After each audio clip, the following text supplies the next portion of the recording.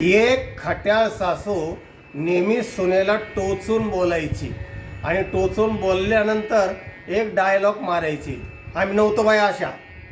कधी तिने साज शृंगार केला, मेकअप केली, आम्ही नव्हतो बाई अशा. कुठं काय थोडंसं इकडे तिकडे चूक झाली, झोपडपतली पट्टीतलीच ना तू, तुला संस्कारच नाही, तुझ्या आईने नाही काय शिकवलं का, आम्ही नव्हतो बाई अशा, आम्ही नव्हतो बाई अशा. असा सारखं तिला टोचून तो शब्द मारायचा आणि तिला लागायचा तो शब्द. होता होता होता या सासरवासामुळे ती बाई अशी फार कृश झाली, त्रास झाला तिला. इतक्या टोकावर गेली काही दिवसांनी की तिला वाटलं की ही रोज ऐकण्यापेक्षा मरावं, आत्महत्या केलेली बरी असं तिला वाटायला लागलं.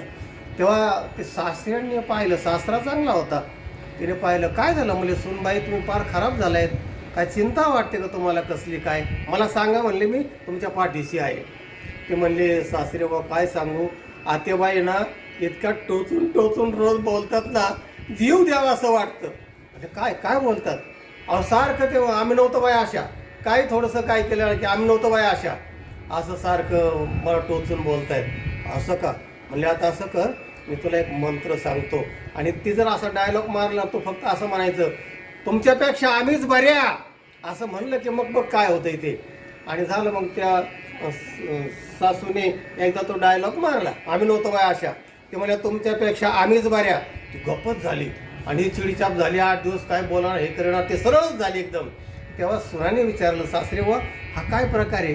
अरे म्हणली ती इतकी खट्याळ होती ना, मला एकदा विहिरीत तिने ढकलून दिलं होतं, सगळं तिचं ध्यानात यायला लागलं म्हणून ती गप्प झाली.